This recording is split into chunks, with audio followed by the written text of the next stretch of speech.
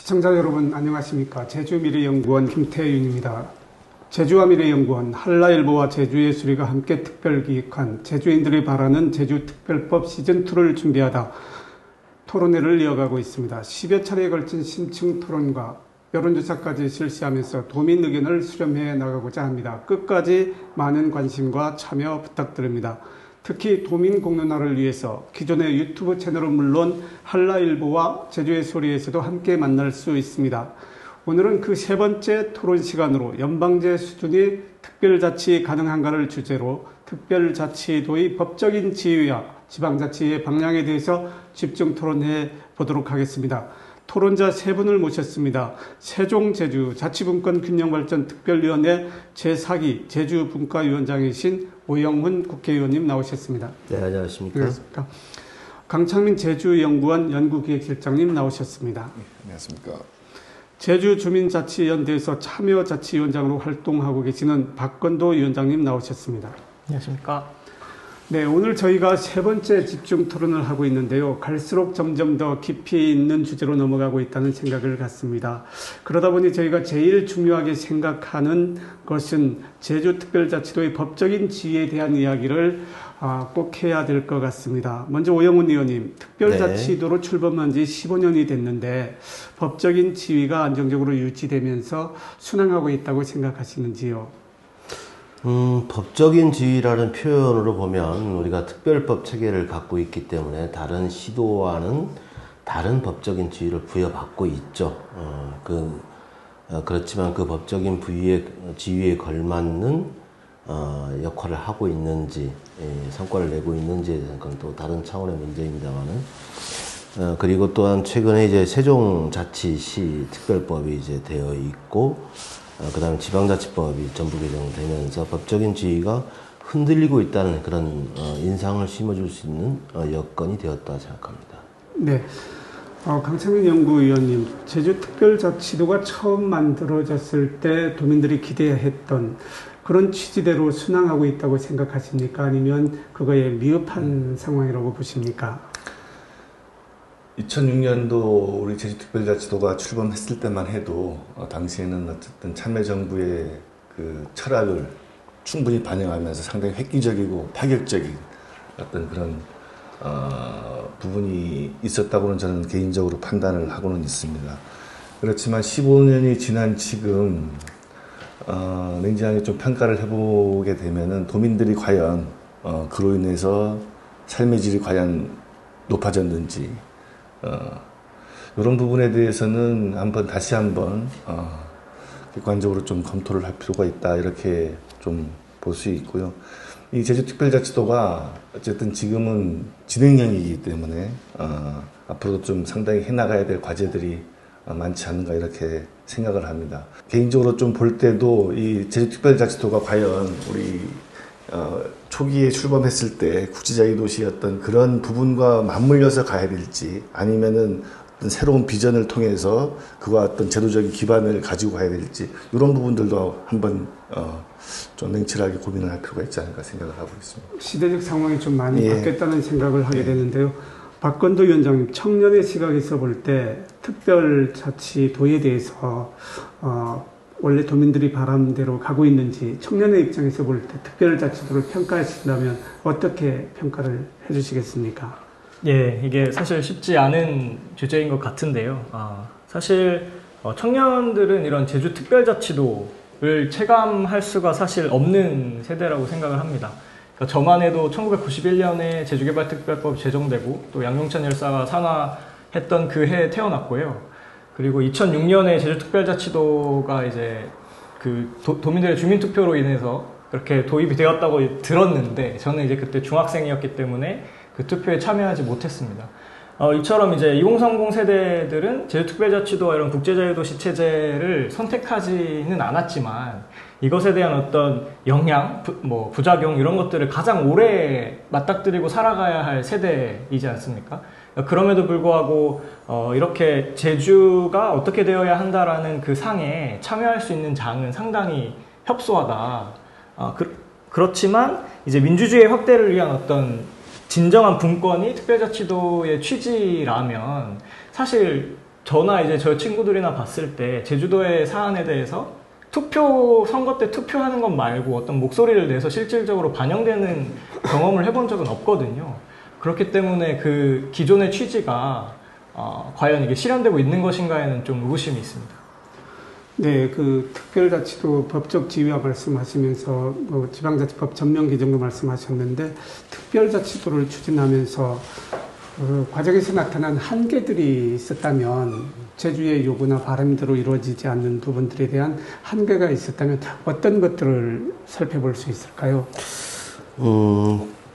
특별자치 내용에 대해서 우선 제대로 된 이해가 좀 필요할 건데 특별자치라는 단어가 주는 의미를 보면 분권을 제대로 실현하겠다는 표현이잖아요. 그렇죠. 분권이라는 것은 권력을 나누겠다는 것이고 분산하겠다는 것인데 그 분산의 의미가 제대로 이 특별자치라는 제도에 포함되어 있는지 이거부터 확인해 보면 저는 그렇게 포함된 게 없다 이렇게 말씀드릴 수 있을 것 같아요.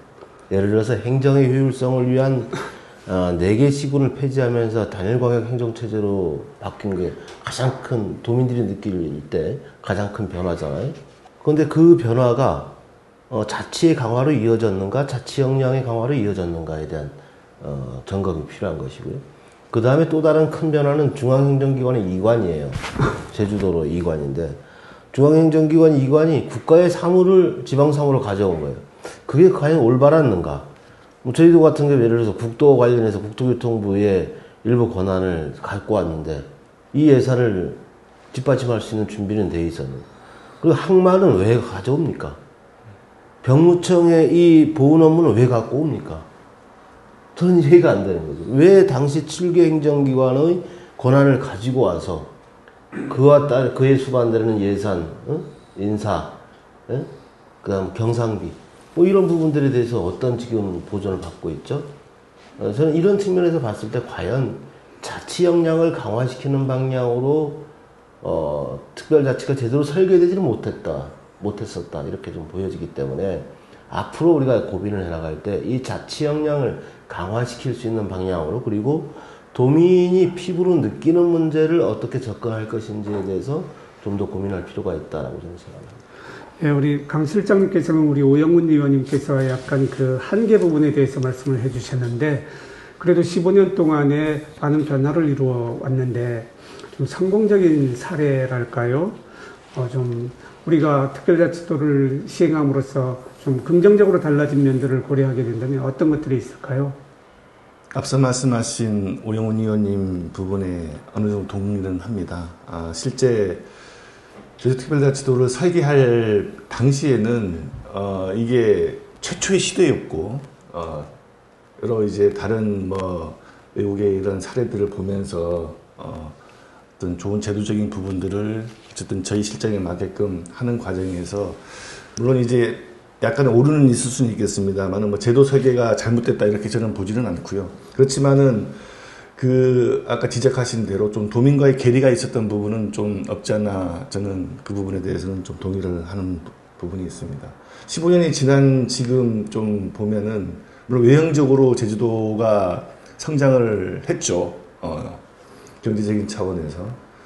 그렇지만은 우리가 또 많은 도민들이 지적하듯이 이런 외형적 성장에 가려진 그늘도 분명히 존재합니다. 그렇지만은 저는 이 제주특별자치도가 갖는 가장 큰 의미가 자기 결정권을 갖는다는 차원에서는 우리 제주도가 갖는 여러 가지 환경, 역사, 문화를 우리 어떤 지역적인 가치를 활용해서 가치를 재창출한다는 그런 차원에서는 15년 동안 상당히 많은 그래도 성과가 있었지 않느냐라는 부분은 있습니다. 물론 그게 좀 보완해야 될 부분도 있긴 합니다만은 세계 환경 수도를 지향한다든지 우리가 CFI를 추진한다든지 아니면은 지금 여러 좀 고민은 되고 있습니다만은 이 여러 가지 환경적인 차원에서 이러한 부분들은 그래도 우리 자기 결정권을 우리가 제주도가 갖고 있으면서 환경적 차원에서 좀 상당히 많은 그래도 좀 성공적인 부분이 아니었나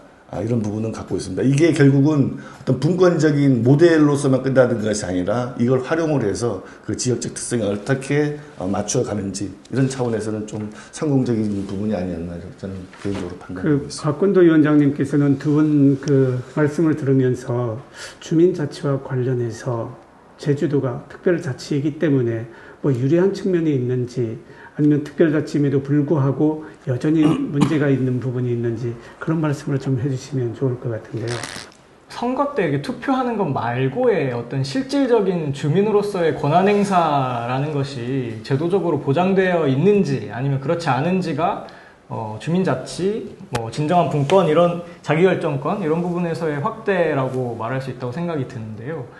지금은 사실 뭐 주민자치위원회라든 이런 것들이 실질적으로 있지만 그런 것들에 대한 예산이나 아니면 어떤 실질적인 권한이나 이런 것들을 봤을 때 아직 상당히 미흡한 수준이라고 생각이 듭니다. 그러한 미흡한 수준에 조차 이렇게 참여하지 못하는 어떤 청년 세대들과 또 여러 가지 뭐 바쁜 일상을 살아가는 주민들이 있기 때문에 그런 부분들을 좀 다 이렇게 아울러서 참여할 수 있는 제도로 개선되기 위해서는 아직 많은 과제가 남아 있다고 생각이 듭니다. 조금만 더 제가 강창민 실장님 얘기에 의견을 덧붙이면 오르신 지적이에요. 예를 들어 거시적인 문제, 제주의 가치나 제주의 환경 문제, 총론적인 접근을 할 수 있는 유리한 조건은 됐었던 것 같아요. 일정한 성과를 낸 건 맞고. 그런데 문제는 뭐냐면 도민의 삶의 문제에 대해서 해결할 수 있는 시스템을 가져놔요. 근데 오히려 갈등이 구조화되고 갈등이 격화되는 문제를 야기하는 측면도 있다. 저는 특별자치도의 출범 자체가, 즉 단일광역 행정체제로의 이 의사결정 시스템이 지금 잡혀 있는 거죠. 행정의 시스템 자체가. 근데 오히려 이게 갈등을 격화시키는 과정으로 작동했던 것은 아닌지 저는 되짚어 볼 필요가 있다는 거예요. 예를 들면 강정 해군기지 문제라든가 지금도 계속 격화되고 있는 성산 제2공항 갈등 문제라든가 왜 이런 갈등이 해소될 수 없는 방향으로 계속 격화되지? 행정체제의 문제와 이 문제는 연계되어 있는 것은 아닌가 하는 고민을 해볼 필요가 있다는 겁니다. 예를 들면 이런 거예요. 만약에 기초자치단체가 있었으면 우리가 2006년에 단일광역체제로 가지 않고 있었으면 이 국가정책과 관련된 갈등 사항이 현재처럼 격화됐을까 하는 생각을 해보는 거예요. 즉 기초자치단체가 있었으면 저는 제도를 활용한 갈등 해소의 방법도 여러 다양한 방법으로 시도할 수 있었다고 생각합니다. 예를 들면 입지 선정의 문제에 있어서는 저는 기초자치단체를 대상으로 주민투표를 할 수 있는 여건이 있는 거지 않습니까? 이렇게 결정을 내릴 수 있는, 즉 그 결정을 내리면 수용할 수 있는 그런 여건도 있었던 것이거든요. 근데 우리는 그걸 제대로 활용하지 못하게 됩니다. 이번 경우 제2공항 문제 같은 것도 그런 거죠. 만약에 남제주군이라는 기초자치단체가 있었으면 남제주군 군민들이 투표에 의해서 입지선정의 문제를 결정할 수도 있을 것이다. 근데 우리는 그걸 또 저희도 전체의 의사를 묻는 여론조사 방식을 택했잖아요. 이것은 현행 제도가 갖고 있는 제도의 한계를 극복할 수 있는 유일한 방법이었다고 또 선택을 한 겁니다. 그런데 막상 또 결과가 나오면 어떻게 됐습니까? 기초자치단체나 법인격이 있는 단체가 한 게 아니라고 또 주장하는 이런 문제가 생기게 되는 거죠. 즉 행정의 시스템이 오히려 갈등을 격화시켜왔다라는 주장도 일면 타당하게 보일 수 있는 측면이 있기 때문에 이 문제에 대해서 좀 제대로 한번 다시 볼 필요가 있다고 생각합니다. 강창민 실장님, 저는 2006년도로 이제 회계에서 갈 수는 없는데 물론 그 당시에 왜 기초자치단체가 가정을 그렇게 좀 할 수는 있겠습니다만은 기본적으로 우리가 기초자치단체 수가 많다든지 아니면 광역자치가 이게 비효율적이라든지 이런 부분들에 대해서는 논란의 여지가 상당히 많습니다. 이게 답이 없다고, 정답이 없다고 저는 보고 있고요.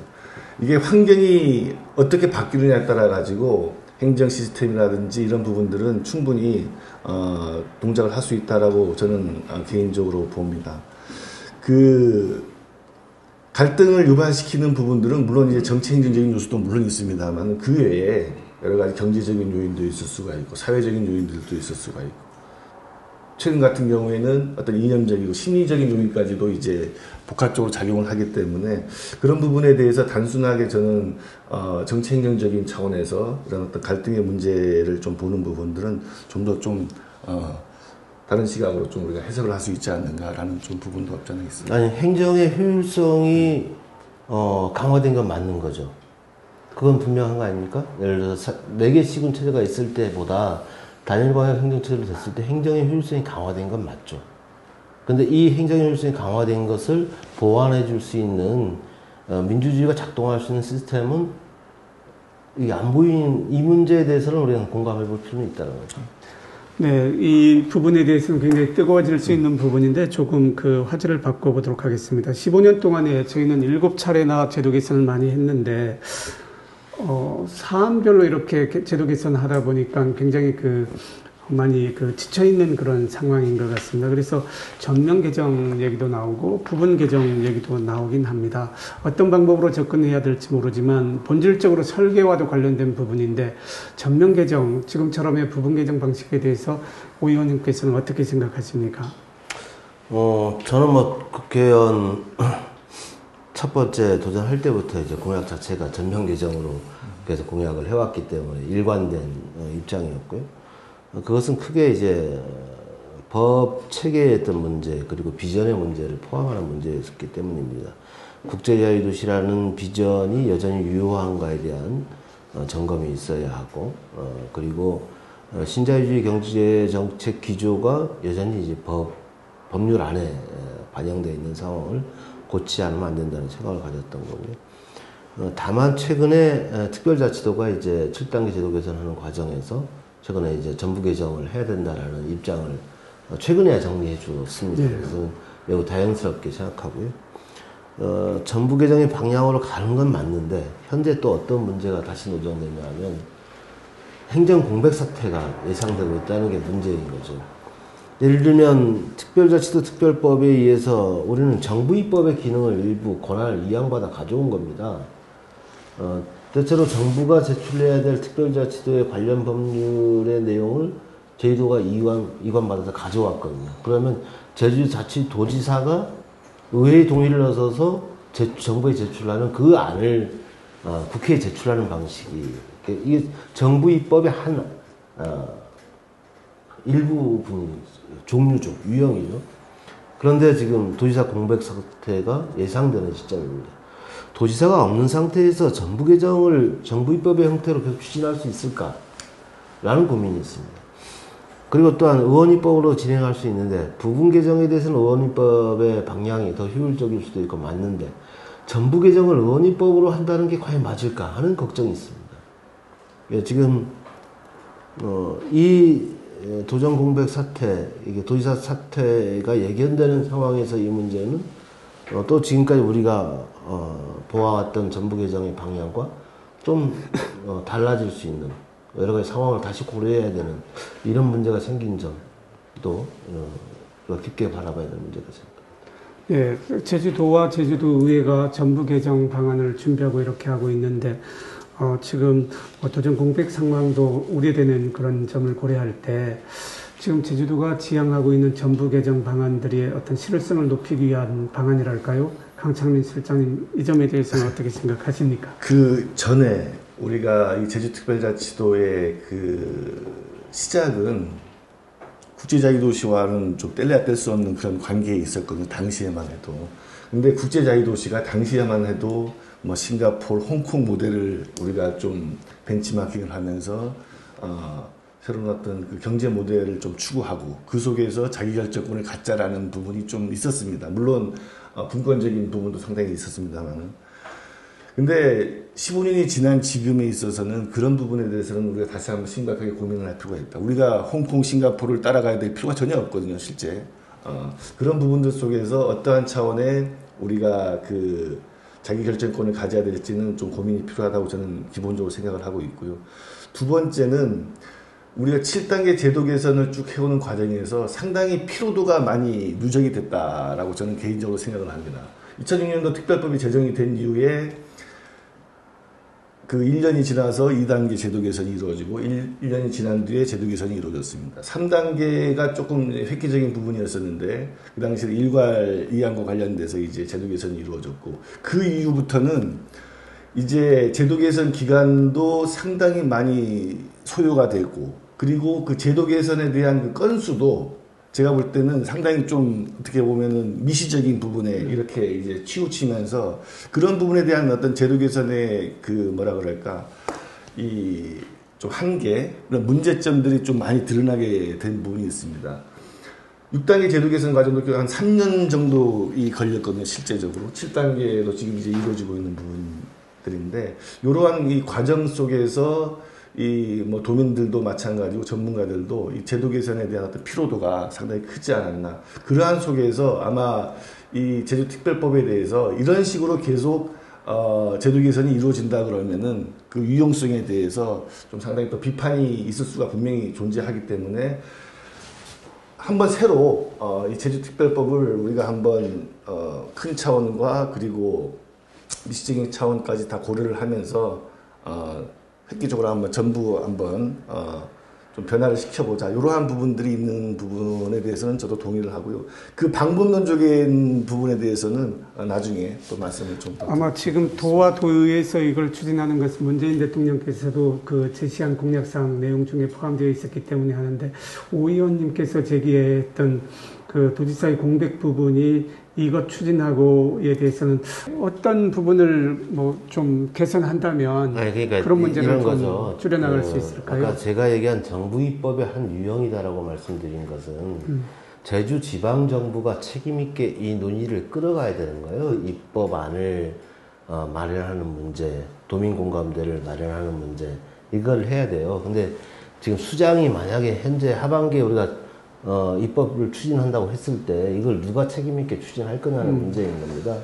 맞습니다. 그 제가 또 부연 설명을 좀 하자 그러면 제도 개선 과정 자체가 지금까지 우리의 그 특별법 개정 자체가 정부 입법입니다. 그래서 기본적으로 제주특별자치도 추진위원회가 존재를 하고 있고 그 사무처가 존재하는 차원에서 우리의 제도 개선 과제들을 어쨌든 1차적으로는 중앙부처와 일단 협의를 하고 이게 물론 지금 현재 소관부처가 명확하지는 않습니다. 예전에 국제자유도시 같은 경우에는 국토부 당시가 이제 소관부처였는데 이게 국제자유도시하고 특별자치도가 이제 같이 결합이 된 상황에서는 아마 현재는 행안부하고 국토부가 같이 이제 하는 걸로 저는 알고 있는데 어쨌든지 간에 지금까지는 정부 입법 형태로 지금 제도 개선이 이루어져 있는데 이런 부분들을 아까 오 의원님이 말씀하셨습니다만은 이 입법 형태를 좀 바꾸는 데는 좀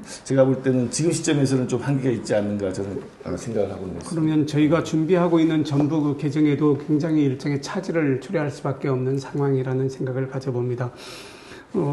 우리 박건도 위원장님, 그 주민 참여자치와 관련된 활동을 하시는데 전부 개정이든 일부 개정이든 청년들 입장에서 참여자치를 주장하는 입장에서 어떤 내용들이 좀 반영됐으면 하는 생각을 갖고 있는지요, 평소에?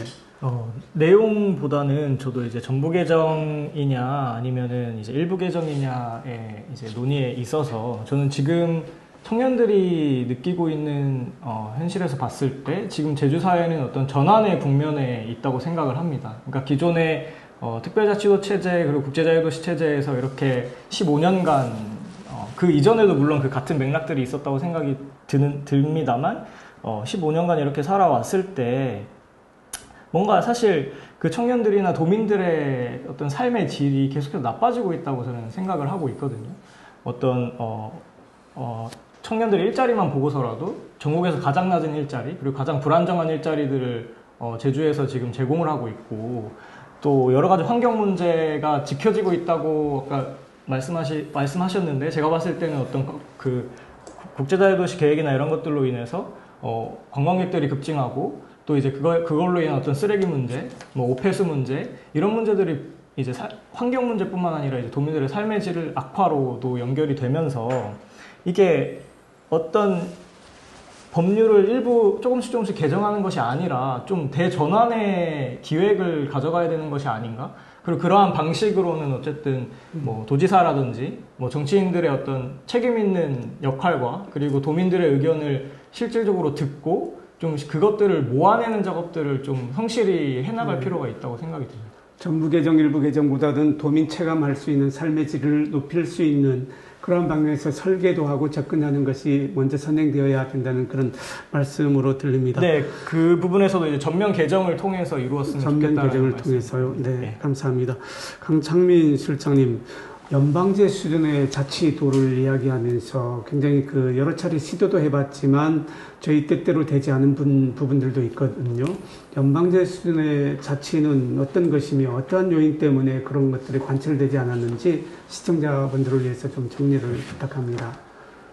원래 이 연방제라는 사전적인 의미는 자치권을 갖고 있는 그 주체들이 모여서 하나의 일개 국가를 형성하는 그런 정치 시스템이라고 볼 수가 있는 거죠.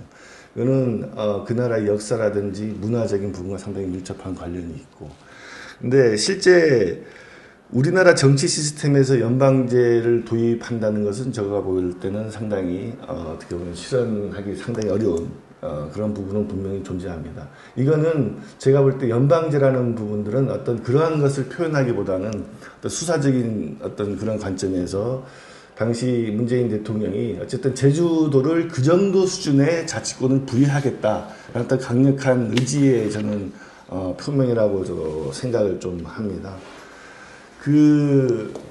2006년도 특별자치도가 출범을 하고 참여정부 때 상당히 많은 그런 기반을 다진 이후에 그 외부 정치적인 환경 요인으로 인해서 동력이 상실된 것만은 사실입니다. 실제 여러 가지 차원에서 뭐 중앙정부도 그 이후에 어떤 그 자치와 분권에 대한 어떤 그런 부분들이 상당히 희석되게 있었던 것은 사실이기 때문에 문재인 정부가 들어서면서 이러한 부분들을 다시 한번 예전에 참여정부의 그런 부분들을 끄집어내면서 다시 재추진하겠다는 그러한 맥락 속에서 저는 바라봐야 될 것 같고요.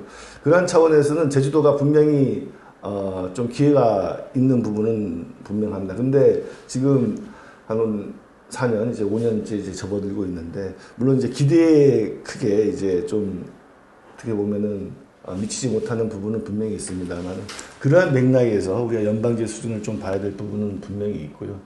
제주특별자치도가 법조항이 한 부칙과 벌칙을 포함해서 한 480여 개 조문이 있습니다. 특별자치도 조문이 한 150개 정도.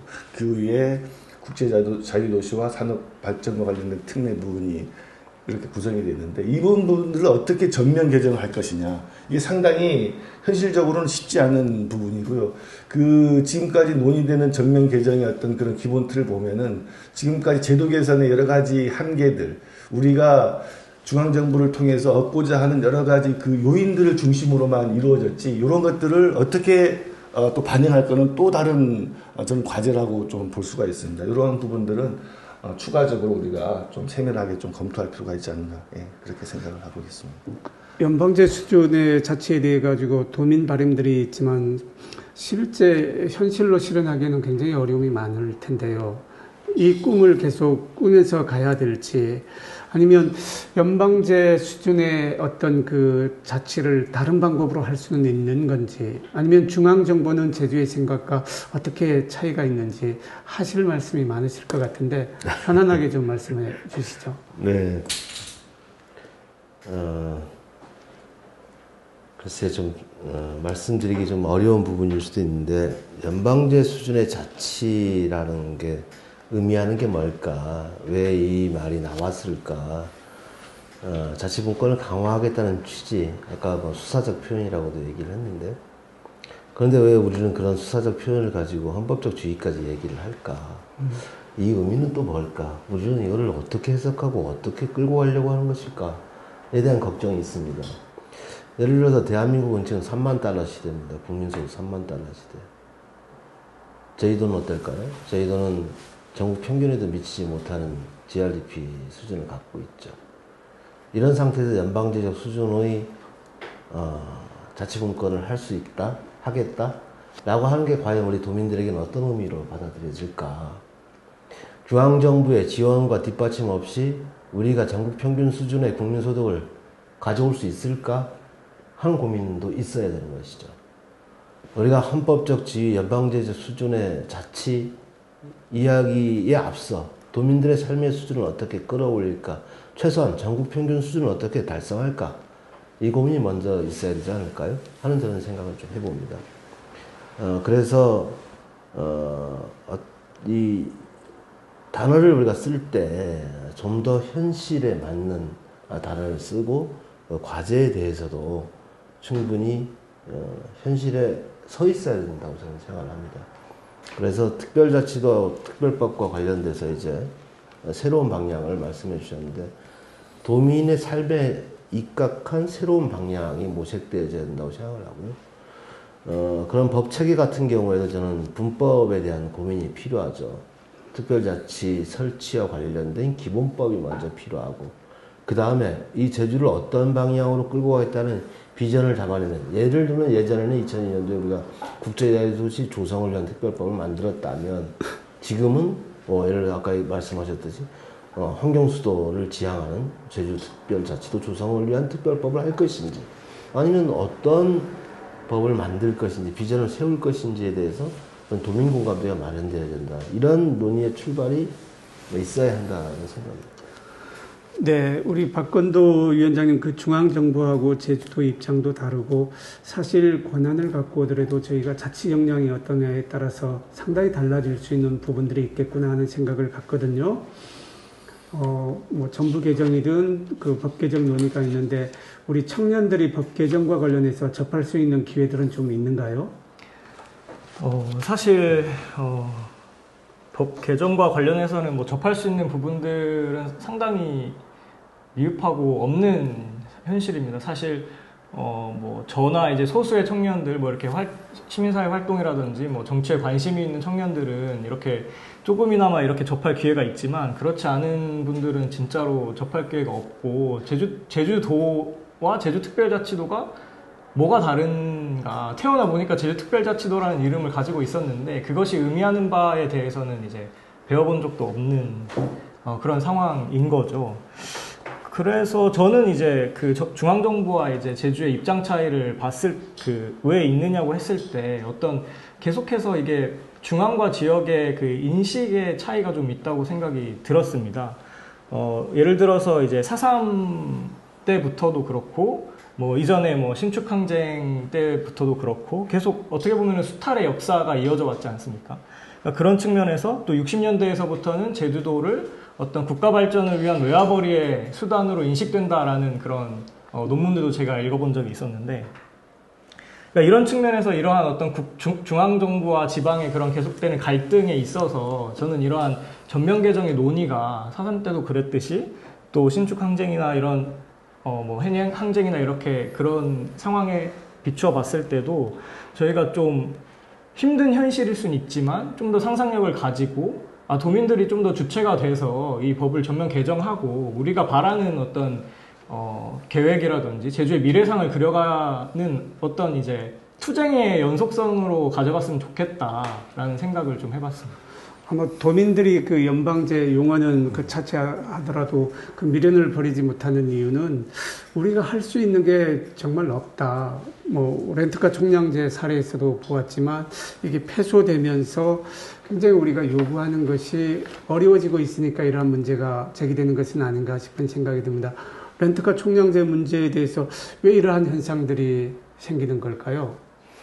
글쎄요, 그 부분은 지역의 행정체제 내지는 특별법으로서 규정하는 그 범위를 뛰어넘는 문제이죠.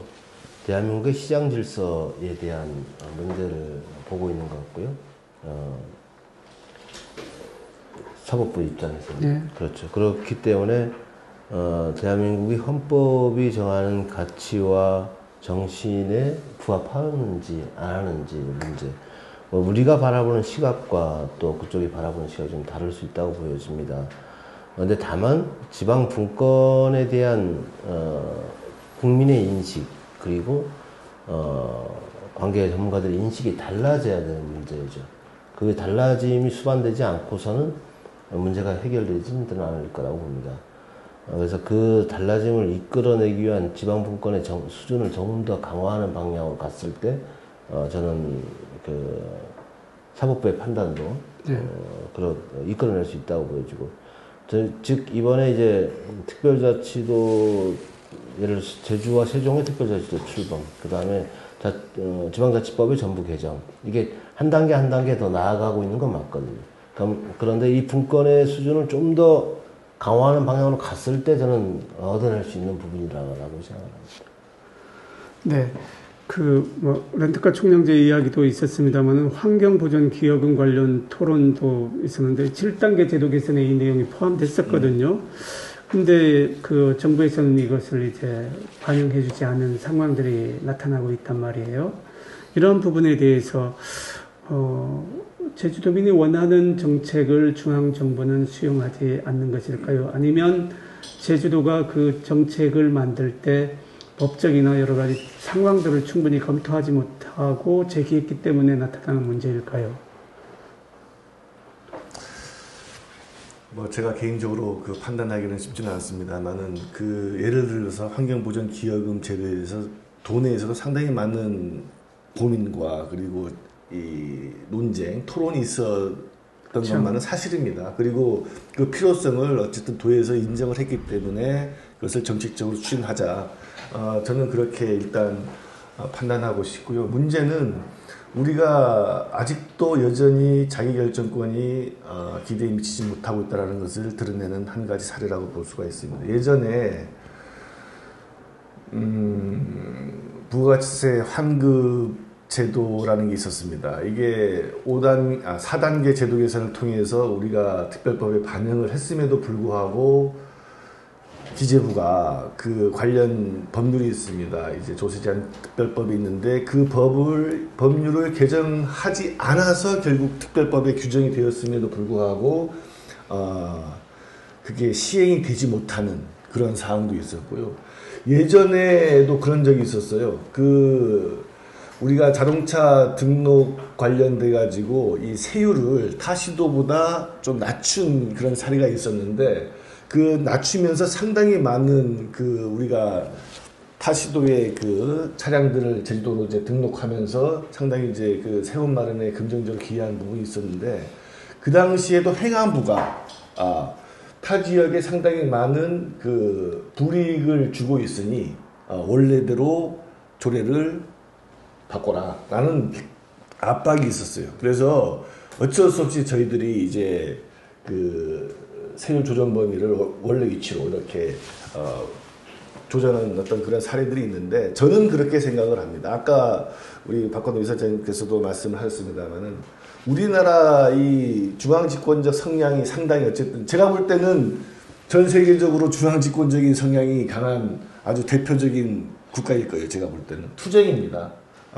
제주특별자치도가 그만큼 투쟁을 지금까지 해왔고, 근데 대통령이 많은 의지를 가지고 강력한 의지를 표방하더라도 아직 여전히 중앙정부의 관료들은 또 다른 이제 시각을 갖고 있고 이런 부분들이 저는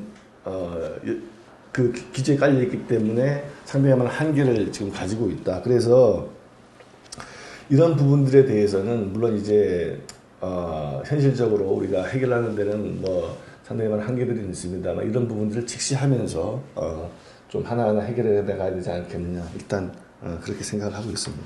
박건도 위원장님, 두 가지 사례에서 폐수됐다거나 제주도가 추진하는 거에 문제가 좀 있었던 모양이죠. 환경보전기여금이 중앙정부에서 받아들여지지 않는 현상을 혹시 어떻게 보시는지요? 네, 저도 이렇게 보니까 여러 가지 이유가 있었던 것 같습니다. 근데 저는 뭔가 청년의 입장에서 봤을 때 뭔가 청년과 도민들의 삶의 질을 위한 것보다는 뭔가 기업하기 좋은 제주도를 만들기 위한 어떤 제도적인 압력 이런 것들이 좀 더 큰 것이 아닌가 그런 생각이 좀 들었거든요. 거기에는 이제 청년들의 일자리 문제도 꼭 포함이 될 수 있는데요.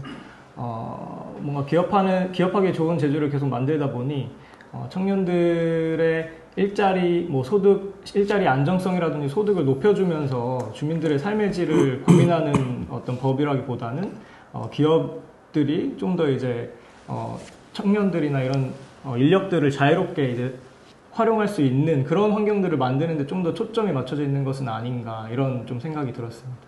물론 지금 제주도가 요구하는 환경보전 기여금이나 렌터카 총량제나 뭐 여러 가지 아쉬움이 있죠. 아쉬움이 있는데 왜 자꾸 제주도가 요구하는 걸 중앙정부가 안 들어줄까? 이런 생각을 하실 수 있을 것 같아요. 그럼 다른 나머지 15개 시도는 어떨까? 라는 생각도 저는 한번 해봤으면 좋을 것 같아요. 우리가 주장하는 것을 다른 15개 시도가 주장하고 있는 건 아니죠. 물론 우리는 없는 제도를 새롭게 만들어달라 요구하죠. 그런데 현실적으로 다른 15개 시도는 어떤 방향을 가지고 정책을 설계하고 집행해 나가길래 어쨌든 우리보다 더 높은 삶의 수준을 유지하고 있고 1인당 GRDP도 더 높아지고 있고 성장도 우리보다 나은 데가 많이 있죠. 왜 이럴까? 라는 생각도 좀 해봤으면 좋을 것 같아요. 현행 우리가 많은 권한을 4천여 건 이상의 권한을 가져오고 특별법까지 만들었어요. 그럼에도 불구하고 왜 우리의 삶의 수준은 나아지지 않고 있나? 물론 나아진 측면이 경제적 지표로 있을 겁니다. 그렇지만 여전히 전국 평균에 미치지 못하는 상황이 왜 계속 노정될까? 라는 문제도 저는 짚을 수 있어야 된다고 봐요.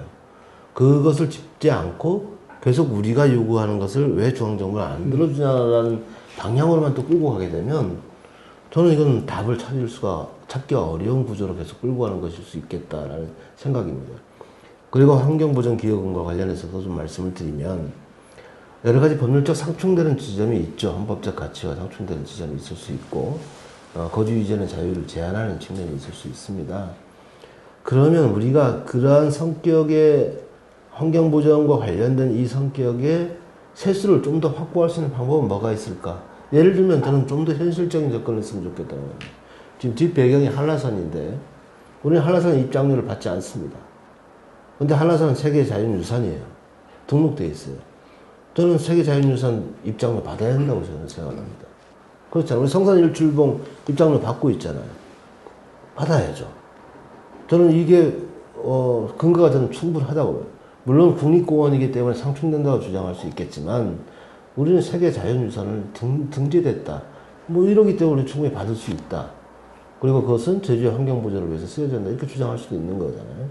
즉 우리가 현행 헌법과 법률의 테두리 내에서 할 수 있는 게 있는 것이고 그것을 극복하기 위해서 개정이 필요한 부분이 있을 것이고 이런 구체적인 실사구시적 입장에서 접근도 필요한 거 아니냐는 생각을 했습니다. 오 의원님 말씀을 듣다 보면 자치 역량이 결국은 많은 것을 좌우하게 되는데 뭐 단적으로 이렇게 표현하기는 그렇지만 많은 권한을 갖고 오면서도 내부적으로 그걸 또 수용하고 다시 정책화하고 이런 부분들이 할 일들이 많은데요. 제주도의 자치 역량에 대해서 우리 강창민 실장님 어떻습니까? 이게 하나의 가설일 수가 있어요. 예전에 분권이 좋은지 집권화가 좋은지 물론 다 장점도 있고 단점도 있고 독점이 뭐 예를 들어서 그 민영화가 좋은지 아니면은 국가가 하는 것이 좋은지 여기에 저는 정답은 없다고 봅니다. 그러니까 가정으로 우리가 이런 문제를 해결하기 위해서 민영화를 더 확대한다 그러면은 지금까지의 어떤 여러 가지 사례를 보면서 더 나을 수 있다 이런 부분일 수 있는데 자치 역량 수준의 뭐 도민들이 수준이 뭐 높다 낮다 이렇게 볼 수는 없지만은 어쨌든 오 의원님도 말씀하셨습니다만은 우리가 갖고 있는 여러 가지 제도 어쨌든 이런 부분들을 도민이 원하는 수준, 도민이 체감할 수 있는 수준 이런 부분으로 우리가 끌어올리기 위해서는 자치 역량이 뒷받침돼야 되는 것은 저는 맞다고 봅니다. 이 역량을 높이는 부분은 뭐 여러 가지 뭐 방법은 있겠습니다만은 저는 뭐 개인적으로 그렇습니다. 뭐 저도 주민자치위원회가 지금 존재를 합니다만 거기에 직접적으로 참여하거나 그렇지는 않습니다만은 그 개개인의 어떤 그런 실천적인 행동들 이런 부분들이 저는 상당히 필요하다고 보고요. 물론 교육이라든지 학습이라든지 이런 부분도 일단 전제가 되어야 되겠습니다만 이러한 것들이 저는 그 자치 역량을 뭐 직접적으로 측정하기는 그렇죠. 어렵지만 뭐 도민의 삶의 질이라든지 성과로 나타날 수 있는 부분들인 것 같은 생각은 듭니다. 그럼에도 불구하고 중앙정부와 제주도의 관계는 좀 더 긴밀하게 이렇게 이뤄가야 될 것 같은데요. 제가 이거 자치 역량에 대해서 좀 먼저 말씀하시고요. 싶은데요. 이 대단히 중요한 대목일 수 있는데, 아까 제가 얘기했던 15개 시도와 다르다고 제가 말씀했잖아요. 근데 15개 시도는 대한민국의 헌법과 법률 체계에 의해서 자치 역량을 발휘하고 있습니다. 그래서 산업진흥정책도 펼치고 그 다음에 청년 보호정책도 더 강화하고 다양한 시스템을 하죠. 물론 우리도 합니다. 그런데 우리의 고민의 수준이 어느 정도인지를 한번 진단해 보자는 거죠. 근데 우리는 뭐까지 고민해야 되냐면 제도 개선 과제를 늘상 고민해야 돼요. 그렇죠. 우리는 365일 매년 제도 개선 과제에 대해서 뭘 권한을 이양을 해와야지, 뭔 권한을 갖고 와야지, 하나 더 갖고 올 건 뭐지? 이걸 항상 고민해요. 근데 다른 시도는 그걸 고민 안 합니다. 그것은 중앙부 정부의 몫이죠. 중앙정부가 자치분권을 위해서 강화하기 위해서 권한을 줘야 될 것을 계속 고민해야 될 몫은 중앙정부예요. 물론 우리도 자체적으로 해야죠. 그렇지만 다른 시도는 그렇지 않아요. 중앙정부와 중앙 관련 연구기관, 학교에서 해서 가져와야 되는 문제이죠. 근데 우리는 여기 다 매달려 있어요. 그러니까 우리는 허상을 계속 쫓을 수밖에 없어요. 안 되는 것과 해야 될 것, 이 현실의 법 테두리 없는 것을 가지고 계속 고민을 해요. 그러면 어떤 문제가 생기냐면 현행 법률 내에서 할 수 있는 진흥책을 제대로 고민하지 못하는 거예요. 예를 들어서 우리가 산업육성책이 우리가 있어, 이거만 예를 들어서 얘기합시다. 특별자치도 특별법에서 이야기하는 산업육성책하고 균형발전특별법에서 이야기하는 우리 산업육성책이 있지 않습니까? 두 개가 있어요. 근데 우리는 어느 하나도 제대로 하고 있지 못해. 왜 이런 문제가 생길까 하는 거죠. 우리가 처음 출발할 때만 해도 4+2 핵심 전략산업 육성 뭐 이렇게 해서 조금 관심을 가졌어요. 근데 어느 순간 없어졌어요. 산업진흥의 내용 자체가 없어. 안 보여요. 왜 이런 문제가 생길까? 저는 현행 법률에 대해서 우리가 행정의 기본적인 서비스에 대한 인식의 방향이 바뀌어져 버린 거예요. 네. 이 문제에 저는 밥을 잡을 필요가 있다고 생각해요. 아까 사회자께서 자치 역량의 수준을 저한테 물으셨기 때문에 제가 객관적으로 말씀드리기 어렵다고 그렇지만은 저는 그렇게 생각을 합니다. 타 시도에 비해서 제주도민의 자치 역량은 저는 월등히 높다고 저는 개인적으로 생각을 해요. 왜 그 사례를 하나 제가 든다 그러면은 우리 지금 170개 리가 있고 한 500여 개 이상의 이제 자연마을이 있는데 이 마을 단위에서 이루어지는 자치 활동의 어떤 그런 수준이나 역량은 제가 볼 때 타 시도에 비해서 상당히 높다. 이 자치권이라든지 자치 역량에 대해서 우리가 높여야 된다면 저도 동의합니다만은 저는 기본적으로 우리 도민의 자치 역량 수준은 상당히 높다 이렇게 보고 있고요. 중앙정부가 제주도에다가 이게 줘도 될까?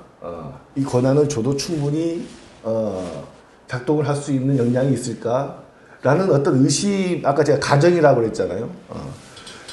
이런 생각을 하기 전에 일단 주면은 저희는 충분히 할 수 있는 여력은 있다고 일단 개인적으로 그렇게 이제 판단을 하고 있습니다. 두 분이 얘기하는 자치 역량이 조금의 차이가 있는 것 같습니다. 주민자치를 말씀하시는 거고, 오 의원님께서는 정책의 어떤 완성도를 높이기 위해서 정책 관계자들이 받아온 권한을 잘 활용해서 매진하고 있느냐 해서 관점이 조금 다른 것 같습니다만은 자치 역량을 할 때는 책임이 뒤따르는 것 같습니다.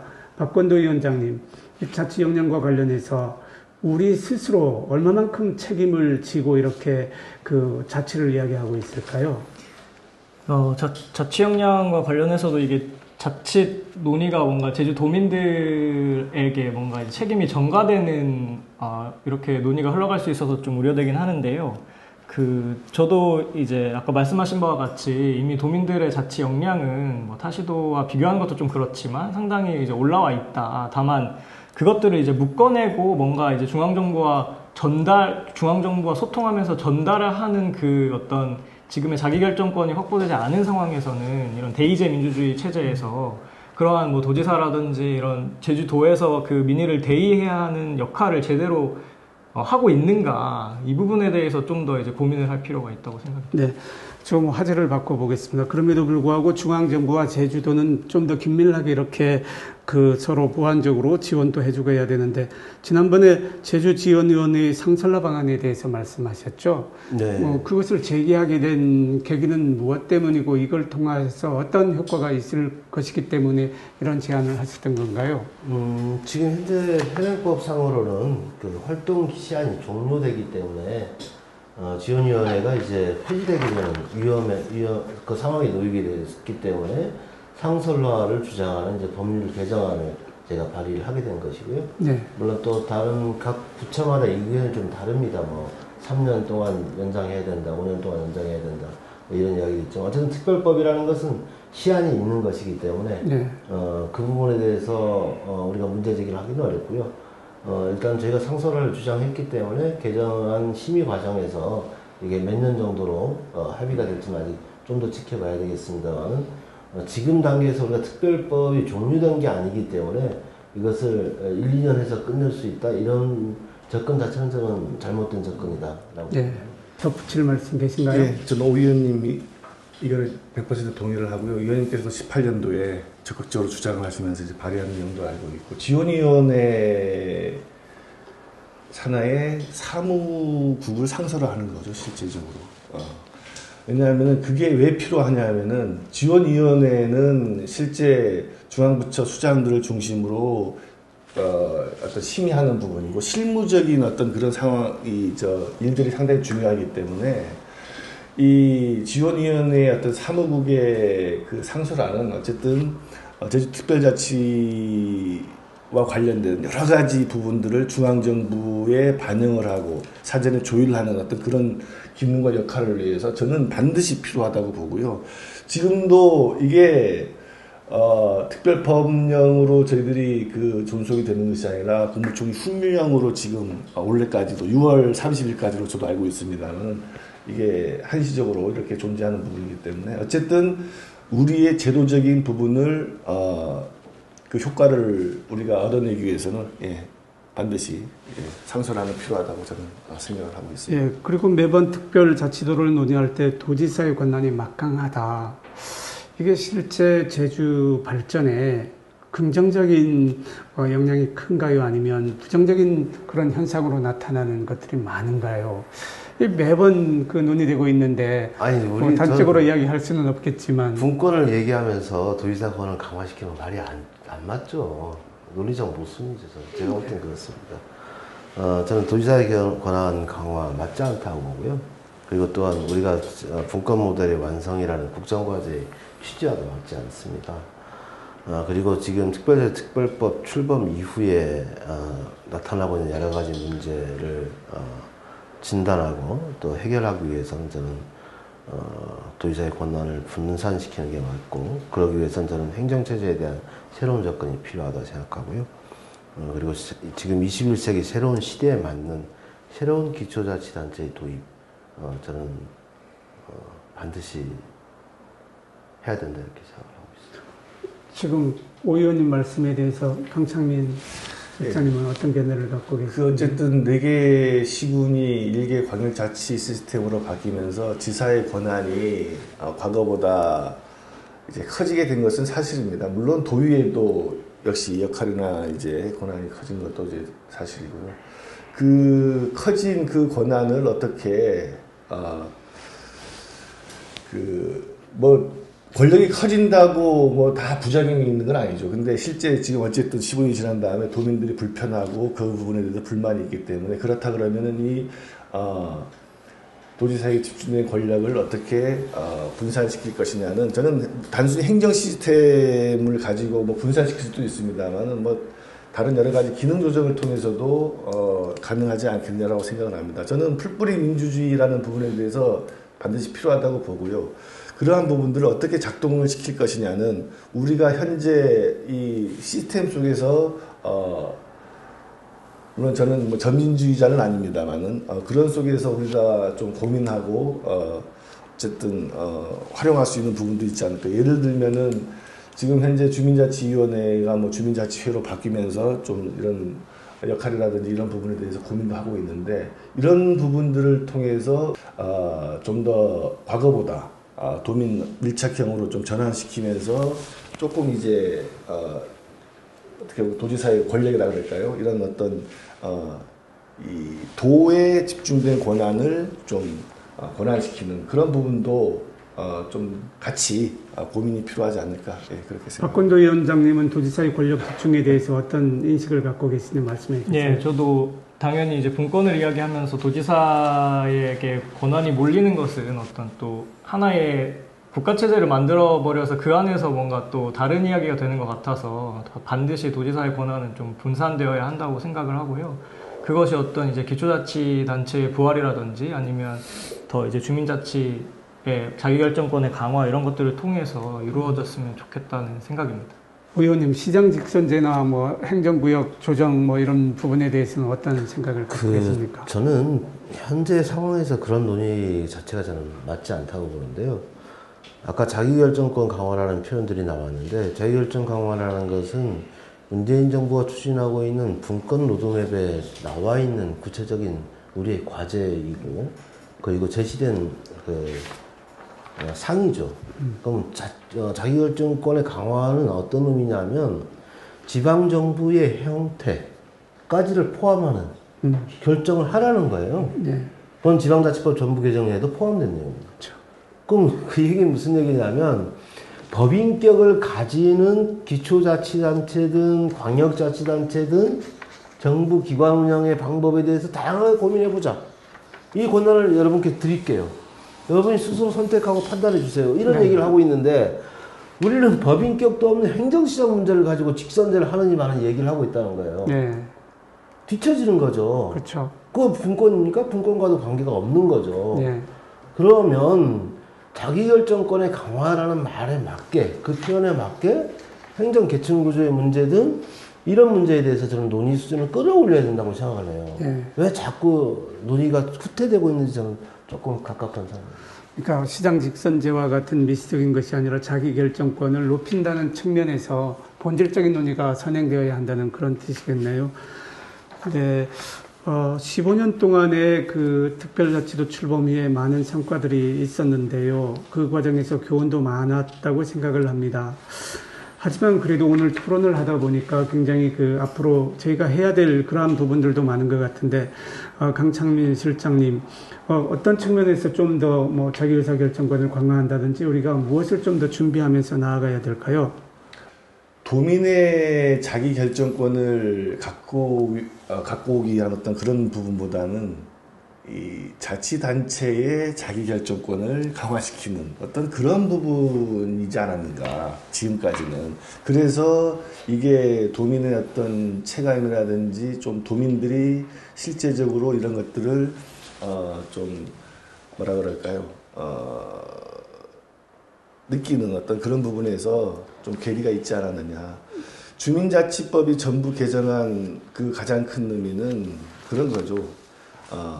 자치단체에서 자치단체 중심의 자치에서 이제 주민자치로 이제 좀 바꿔보자라는 게 가장 큰 의미다 그러면은, 저는 이 자기결정권의 문제도 아까 이제 오 의원님도 이제 중요한 지적을 해주셨습니다만, 우리 스스로 우리가 할 수 있는 이런 부분까지 결국은 도민들이 결정하는 거거든요.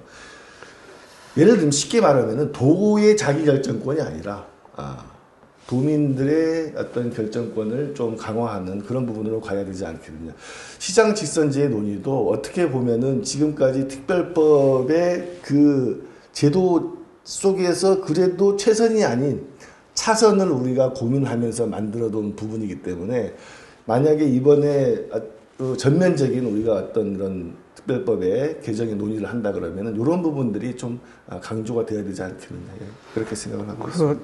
논의를 좀 정리해야 될 것 같은데요. 자기 의사 결정권, 자치 역량, 자기 책임 이러한 부분들이 많이 논의되고, 그러한 것이 시스템화되어야 되고 도민에게까지도 이제 연결되어야 될 텐데, 제주도가 좀 더 나은 단계의 자치 모델을 만들기 위해서 도민들이라든지 아니면 행정에서 이렇게 준비하고 나가야 될 것 같으면 마무리 말씀 좀 해서 정리를 좀 해주십시오. 도전 공백 사태와 관련해서 중심을 잡기가 좀 난망한 이런 부분이 있어서 좀 안타까운 생각이 좀 듭니다. 그렇지만 잘 판단을 여러 가지 좀 요건을 좀 고려해서 지금 그러함에도 불구하고 할 수 있는 것들은 어떤 것이 있을지에 대한 합의를 볼 수 있는 부분이라든가 이런 부분들에 대한 검토를 한 이후에 입법과 관련돼서 관련 활동을 하겠다는 말씀을 드리고요. 또 제가 의원 입법을 또 할 수 있는 부분이 있다면 또 그런 방향으로 하고 그러면서 자기결정권을 강화할 수 있는 조금이라도 더 다가설 수 있는 이런 방안들을 찾아내야 되겠다는 말씀드립니다. 네, 강창민 실장님도 마무리 말씀 좀 부탁합니다. 제주특별법의 전부 개정 이런 논의가 나온 것은 저는 이렇게 좀 해석을 할까 합니다.